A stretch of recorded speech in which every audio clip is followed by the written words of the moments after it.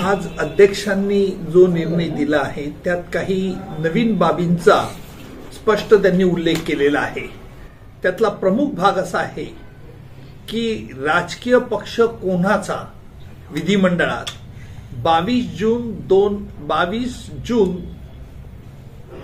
2022 ला ज्या वेळेला शिवसेनेमध्ये फूट पडली, 21 जूनला डिस्क्वालिफिकेशनचं पत्र निघालं आणि 22 जूनला ही अधिकृत फूट पडली आणि त्याच्यानंतर शिवसेनेच्या मध्ये साधारणतः 23 जूनला आणि 21 जूनला एकूण 55 शिवसेनेच्या आमदारांपैकी 37 आमदारांचं शिंदेंना पाठिंबा होता असं महाराष्ट्राच्या विधानसभेच्या रेकॉर्डला आहे।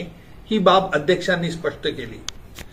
आजच्या सुनावणीमध्ये त्यांनी प्राथमिक मुद्दा असा घेतला की शिवसेना कोणाची हा मुद्दा ठरविताना त्यांनी 3 गोष्टींचा साधारणपणे विचार केला।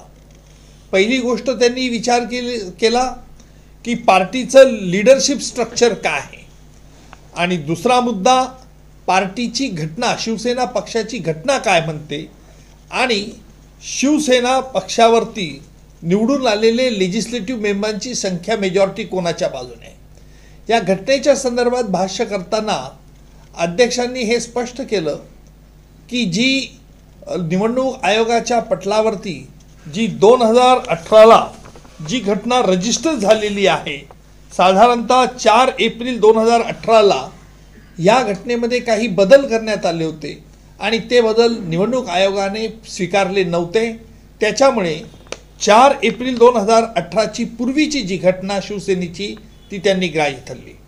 अर्थात पक्षप्रमुख हे पद शिवसेनेच्या घटनेबद्दल उल्लेख करताना अध्यक्षांनी ही बाब स्पष्ट केली की राष्ट्रीय कार्यकारिणी ही महत्त्वाची आहे आणि राष्ट्रीय कार्यकारिणीचे जे सभासद असतील त्यांचा मेजॉरिटीचा डिसिजन हा महत्त्वपूर्ण आहे आणि तो पक्षाची ध्येय धोरणं ठरवेल, फक्त पक्षप्रमुख ठरवणार नाही असं अध्यक्षांनी स्पष्ट केलं। आणि त्यामुळे अध्यक्षांनी हा घटनेला जोर दिला आणि नेतृत्व आणि बहुमत, विधिमंडळात बहुमत शिंदे गटाचं मान्य केलं। त्यामुळे शिंदे गटांचं ज्या वेळेला ह्या पक्षात फूट पडली 21 जून 2022 ला, त्यावेळेला शिंदे गटाचं प्राबल्य विधिमंडळाच्या रेकॉर्डप्रमाणे होतं, म्हणून शिवसेना हा अधिकृत पक्ष शिंदे गटाकडे आहे असं त्यांनी आपलं स्पष्टपणे आपल्या निकालपत्रात नमूद केलेलं आहे।